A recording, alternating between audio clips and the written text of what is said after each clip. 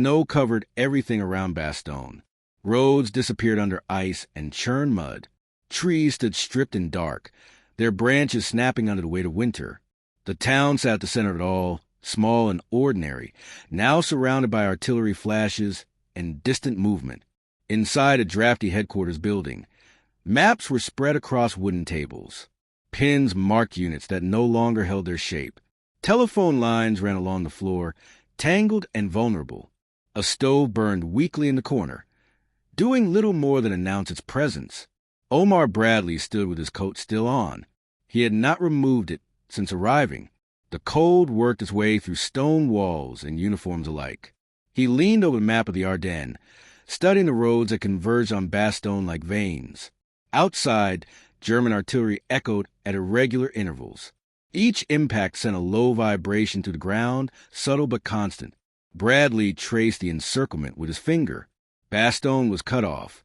American units inside were holding with what they had, short on ammunition, low on food, wounded piling up faster than they could be evacuated. The weather had grounded aircraft. Resupply was stalled. Relief was uncertain. An aide stepped closer, holding a field report, edges damp from snow. Aide. Enemy broadcasts continue. They're confident. Bradley nodded once, eyes still on the map. Aide. They believe Bastogne will fall. Bradley straightened. He looked around the room. Officers stood quietly, boots wet, faces drawn. No one spoke unless spoken to. Everyone knew what the town represented. Not just a crossroads, but a line. If it broke, the front bent with it. Bradley moved to a second table. This map showed broader movement. Arrows pointed east and west, but many had been redrawn, corrected, adjusted again. The German offensive had struck hard and fast. Units were displaced. Timelines meant little now. He picked up a pencil and marked a position south of Bastogne, then another farther west. A staff officer stepped forward. Staff officer. Patton is turning north. He says he can break through. Bradley. When? Staff officer. He says soon. Bradley looked up. Bradley. Soon isn't a plan. The officer nodded and stepped back. Bradley walked toward the window. Frost clung to the glass. Beyond it, trucks idled, engines coughing in the cold. Soldiers moved with their heads down, collars up, weapons slung tight against their bodies. He had seen this before. Not Bastogne, not this weather, but the pattern. A bold enemy push. Overconfidence on one side. Assumptions forming faster than facts. German radio messages had been intercepted earlier in the day. Confident tones. Casual jokes. Talk of encirclement as if it were already finished business. Bradley returned to the table. Another aide approached, voice low. Aide. Message from inside Bastogne. Bradley took the paper. Read it once. Then again. The message was short. Ammunition critical. Medical supplies nearly gone. Enemy pressure increasing. Morale holding. Bradley folded the paper carefully and placed it beside the map. Bradley. They're still holding. No one answered. They didn't need to. He moved a marker slightly inward, then stopped and moved it back. Bastogne was still there, surrounded but not taken. A distant explosion rattled the windows. Dust fell from the ceiling beams. Bradley spoke without raising his voice. Bradley, the Germans think this is finished. An officer nodded. Officer, they're broadcasting surrender demands. Bradley turned. Bradley, and the answer? Officer, they refused. Bradley allowed himself a brief pause. Not a smile, just a moment. He looked again at the roads. Bastogne mattered because it forced a decision. The Germans needed it to keep moving. The Americans needed it to slow them down. Every hour it held changed the shape of the offensive. Bradley removed his gloves and set them on the table. Bradley, we don't pull back. The room stayed silent. Bradley, we don't negotiate. We don't assume relief might fail. He placed his hand flat on the map, directly over Bastogne. Bradley, we commit to holding it and breaking through. A staff officer shifted his weight. Staff officer, that means redirecting forces already stretched. Bradley, everything is stretched. He looked around the room, meeting each pair of eyes. Bradley, if Bastogne falls, they keep laughing. If it holds, they start calculating. Outside, the wind picked up, pushing snow against the walls. The cold showed no sign of easing. Bradley reached for the phone. The decision was no longer theoretical. The town would hold, and the enemy would learn that confidence, once misplaced, makes a very loud silence when it disappears. Snow continued to fall without rhythm, thick enough to erase tracks within minutes. Roads that existed on maps vanished into white corridors bordered by frozen trees. Movement slowed everywhere, for both sides, but the pressure around Bastogne tightened with each passing hour. Inside the headquarters, the atmosphere grew heavier. Papers accumulated on tables. Markers multiplied on maps. Lines that once showed momentum now showed friction. Units that were supposed to advance were stalled. Units meant to hold were absorbing more than planned. Bradley remained at the center of it all, moving methodically from table to table. He read every report. He compared times, distances, losses. He did not rush. Speed without clarity offered no advantage. The German offensive pushed hard along multiple axes. Armor advanced where roads allowed. Infantry pressed through forests where vehicles could not pass. Their confidence showed not only in their movement, but in their expectations. Bastogne, surrounded and isolated, was supposed to collapse under that pressure. It did not. Reports from inside the town arrived sporadically. Radio transmissions faded in and out. Messages were short, stripped of detail. Positions held. Ammunition rationed. Wounded treated with what little remained. Perimeters adjusted inward, but never broken. Bradley marked each update with care. Bastogne shrank on the map, but it did not disappear. The weather continued to deny air support. Clouds sat low and immovable. Snow choked visibility. Aircraft remained grounded, fuel and supplies waiting uselessly on frozen runways. Every delay magnified the strain on the men inside the perimeter. German artillery increased its tempo. The pattern became predictable, then suddenly irregular. Probing fire followed by heavier barges. Pressure meant to exhaust, then overwhelm. The sound carried miles across the frozen terrain. Bradley studied intercepted intelligence. German units expected surrender. Their assumptions hardened into routine. They spoke of Bastogne as a matter of time, not resistance. Laughter appeared in their communications, casual and unguarded. Bradley did not react outwardly. He simply adjusted priorities. Orders moved outward from headquarters. Forces were redirected. Supply routes reassessed. Timelines rewritten. Everything pointed toward one objective: hold Bastogne long enough to change the equation. The cost of that choice became visible almost immediately. Other sectors thinned. Units accepted greater risk. Commanders absorbed responsibility. Without protest.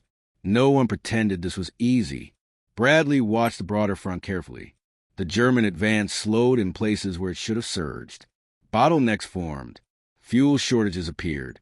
Roads became crowded with stalled vehicles and confused movements. Bastogne was doing its work.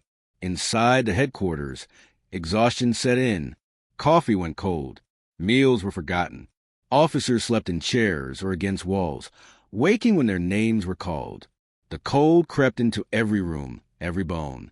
Bradley remained standing more often than not. He removed his gloves only to write or point. His posture never changed. Calm did not mean comfort. It meant control. As days passed, the encirclement tightened but did not close completely. German units circled, tested, withdrew, then returned. Each attempt to force surrender met the same result: resistance without negotiation, defense without collapse. The weather finally began to shift. Subtle at first, a break in the clouds, a thinning of snowfall, enough to matter. Aircraft engines roared back to life across frozen airfields. Supplies were loaded quickly without ceremony. Ammunition, medical kits, food packed into whatever containers could be spared. Bradley stood outside briefly as the first planes lifted off.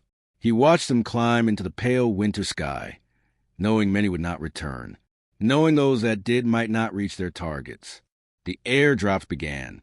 Some missed, some scattered, Some landed in enemy hands. Enough reached Bastogne to change the balance. Inside the perimeter, resistance stiffened. German expectations began to fail them. Their confidence met delay. Delay turned into frustration. Frustration demanded explanation. The laughter that once filled their communications grew less frequent. Bradley returned to the map room. He adjusted markers again, this time outward. The lines shifted slowly, but they shifted. The situation was no longer static. Pressure still existed, but it was no longer one-sided. Bastogne had not fallen, and the silence beginning to form on the enemy's side was louder than any broadcast. The maps no longer showed a single crisis. They showed motion.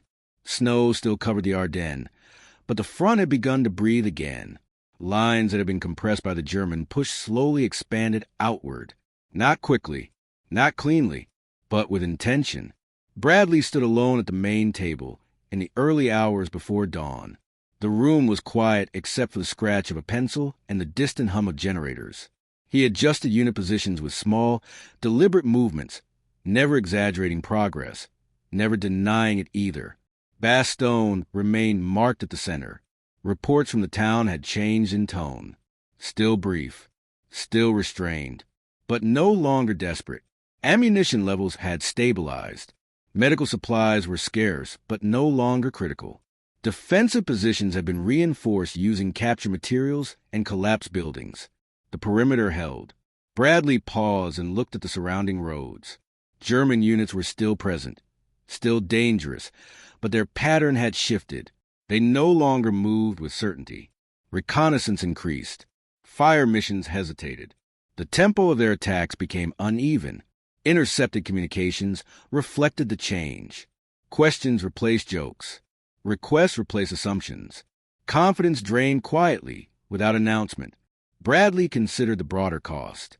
Holding Bastogne had forced sacrifices elsewhere. Units had been pushed beyond comfort. Reserves thinned.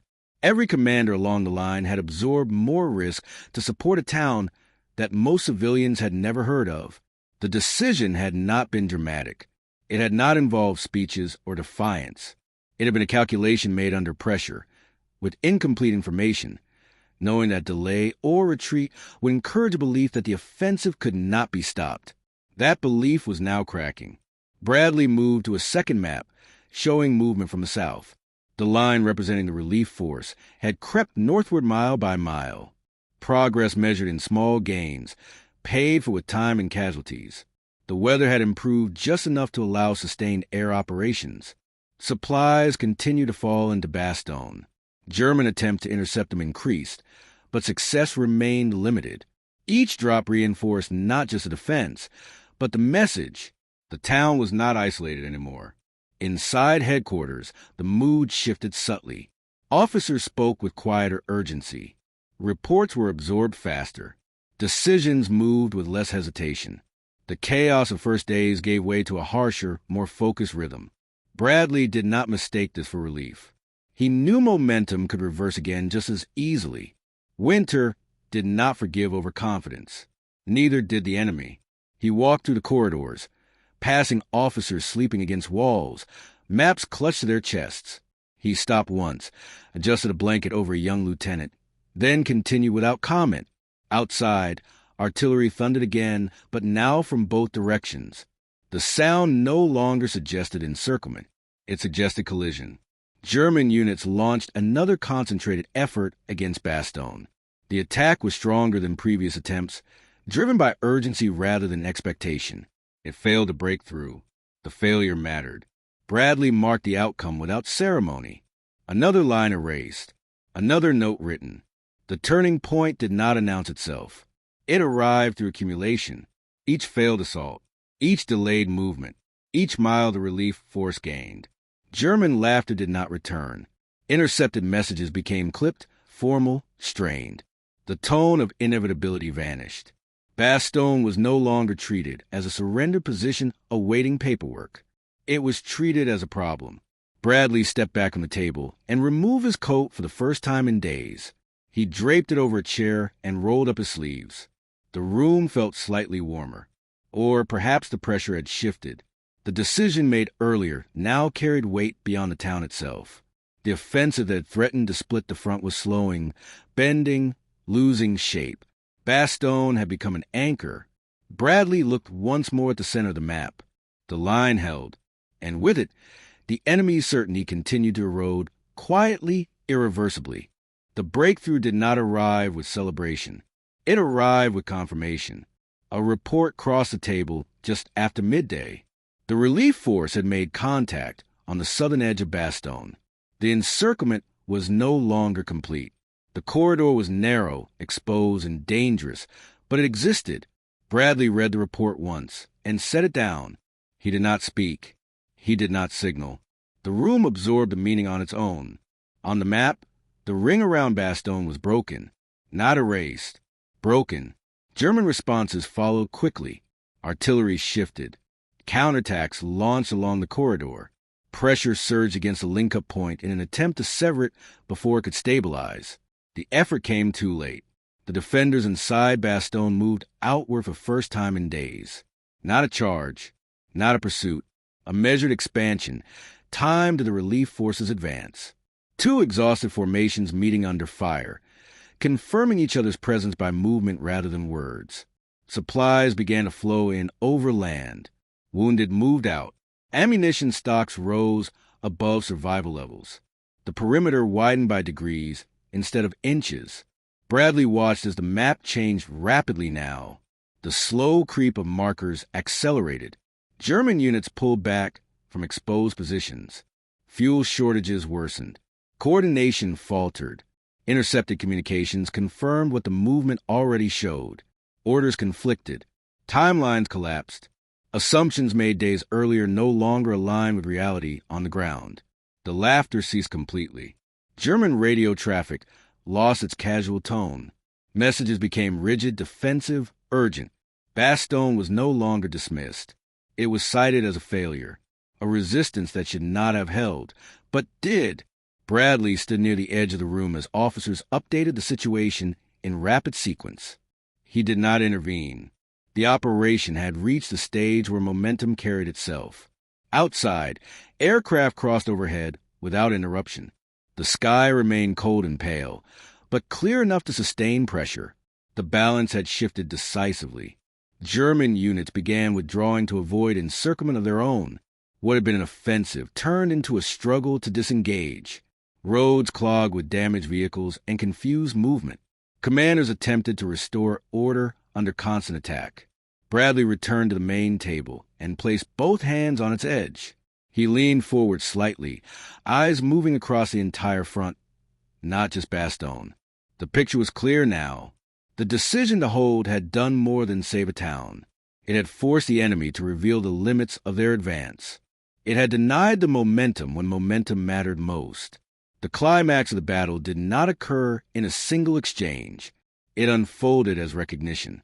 On one side, the realization that the offensive could not achieve its objectives. On the other, the certainty that it could be stopped. By nightfall, the outcome was no longer in doubt. The German push had lost coherence. The front stabilized, then slowly pressed back. Bradley stepped away from the table and allowed himself a single, slow breath. Not relief, acknowledgement. The cost had been high. The winter remained brutal. The war was far from over. But something essential had changed. The sound that followed was not cheering or celebration. It was the absence of enemy confidence. A silence earned under snow, steel, and resolve. Night settled again over the Ardennes, quieter than before. Snow still covered the ground, but it no longer felt endless. The sounds of battle continued, distant and uneven, no longer pressing inward from every direction.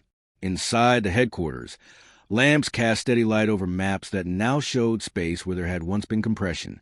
The front was no longer bent to its limit. It held shape. Bradley stood alone near the center table. His sleeves remained rolled. His coat hung untouched where he had left it. He studied the map without urgency, not searching for victory, but confirming stability. Bastogne remained marked, but the symbol had changed meaning. It was no longer an island. It was part of the line again. Reports arrived steadily. Units reorganizing. Supply routes reopening. German forces pulling back to more defensible positions. The offensive that had promised speed and shock ended in hesitation and retreat. Bradley did not dwell on the intercepted messages that confirmed the enemy's shift in tone. He did not need them anymore. The ground told the story clearly enough. He moved slowly through the room, past officers now working with renewed clarity. Fatigue remained, but it no longer clouded purpose. The crisis had passed its peak. Outside, the wind had softened. The night air carried fewer echoes. The war continued, but the immediate threat had been contained. Bradley paused near the doorway and looked back once more at the maps. Lines would move again in the future. New decisions would replace old ones. The weight would return in different form. But Bastogne would remain a reference point, a moment when resolve replaced assumption, a moment when pressure was met without collapse, a moment when enemy confidence dissolved without ceremony. Bradley turned off the lamp above the central table, leaving only the perimeter lights on. The room dimmed, but it did not fall into darkness. He stepped out into the corridor and closed the door behind him. The German laughter had ended, not with words, but with a decision that held.